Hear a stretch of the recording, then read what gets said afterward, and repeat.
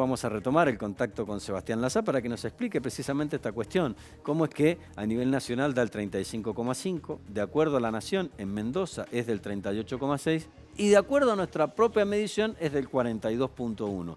¿Por qué esa diferencia tan amplia cuando nosotros entendíamos, y quizá ustedes también lo han escuchado de boca nuestra aquí en este espacio y de especialistas, el indicador nacional se conforma con la información que remiten las provincias?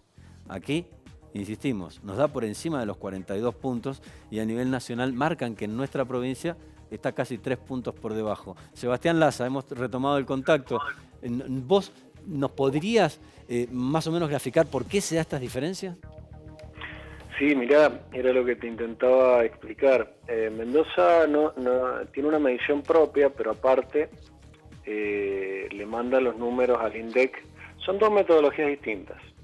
La metodología del INDEC es medir a través de los grandes aglomerados, en este caso, para Mendoza, Gran Mendoza. Y así el INDEC mide en todos los gran de las distintas provincias, Gran Buenos Aires, Gran Córdoba, Gran Rosario, y con eso elabora el número que se conoció ayer, que vos lo estabas describiendo. Pero aparte Mendoza lleva una medición más amplia propia, que no comparte necesariamente con el INDEC, con otra metodología parecida, pero con algunas diferencias, que es incluir no solo la pobreza de los aglomerados urbanos, sino también la pobreza de la parte rural de Mendoza. Es decir, salir del Gran Mendoza, o mejor dicho, incluir la parte rural del Gran Mendoza, pero aparte incluir también el este de la provincia, el Valle de Uco, la zona sur, ¿ya? Entonces ahí se llega a esta otra medición que con base octubre de 2019, esa es la última medición, a Mendoza le da unos puntos más que la medición de solo el aglomerado urbano, que es lo que mostró ayer el INDEC. Para decirlo de otra manera, cuando vos en el indicador de pobreza e indigencia metes no solo lo urbano, sino lo rural, lo sesgás hacia arriba, te va a dar más alto, porque en el campo pareciera ser que se siente más la pobreza de ingresos estamos hablando. Claro, también se hablaba de la medición. Que no es la pobreza estructural, esa es una buena aclaración. Sí, claro. La pobreza de ingresos se mide en función de una canasta.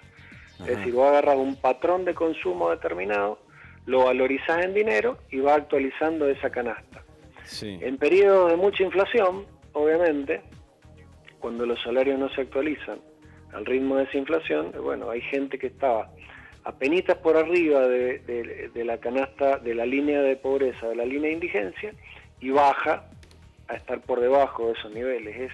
Es un efecto esperable en las épocas de inflación muy desbocada como la que vimos el año pasado, ¿no? Claro, porque esta medición refiere al segundo semestre del año pasado. Pero también, Sebastián, apuntaba usted a esta cuestión estructural que va más allá de los ingresos. Por ahí hay gente que puede tener un ingreso por encima, 1, 2, 3, 20 pesos, los que sean, por encima de esta barrera, pero así todo no cubre sus necesidades básicas, no tiene agua potable, no tiene baño con agua corriente, tiene una casa que no tiene contrapiso y por tanto, más allá de que cobre por encima o tenga ingresos por encima de esa barrera, sigue siendo pobre o indigente. Sin duda, y esa es la verdadera pobreza de una economía y es la que siempre hay que tratar de ir solucionando con políticas a largo plazo.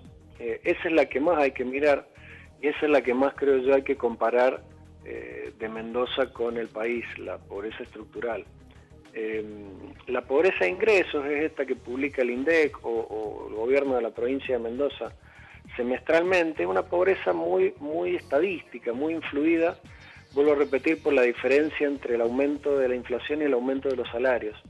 Vuelvo a repetir, el año pasado hemos tenido niveles inflacionarios que han estado inclusive por arriba del 50% anual, cuando muy pocas actividades económicas los asalariados recibieron aumentos por arriba de ese 50, la gran mayoría recibió por abajo, sí, salvo los empleados públicos que tenían cláusula gatillo, pero los empleados públicos son no más de un tercio de la población activa en Mendoza. El resto vio caer su poder adquisitivo y por lo tanto, vuelvo a repetir, aquellos hogares o aquellas personas que estaban apenitas por arriba de la línea de pobreza hace un año atrás o hace un año y medio atrás, hoy están por debajo. Anteriormente, hoy caen, ¿Me entendés? Pero a lo mejor el año que viene, no digo este año porque este año va a ser bastante Va a ser mal. bastante difícil, pero quizá el año que Pero a lo viene mejor- se recuperen.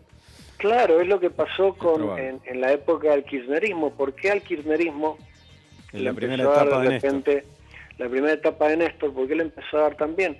Y bueno, porque fue bajando la inflación, Claro. fueron habiendo aumentos de salarios bastante importantes, aparte de una mejora en el empleo también, Sí, tal eso hay cual, que reconocerlo. claro. Bueno, el gobierno Entonces, de los índices de Duhalde... pobreza se desplomaron 20 gobierno, puntos, por lo claro, menos. el gobierno de Duhalde terminó en 51% y cuando Néstor terminó su mandato llegó al 27%. Le agradecemos este contacto, Sebastián Laza, muy amable. Bueno, muchas gracias a ustedes. Saludos.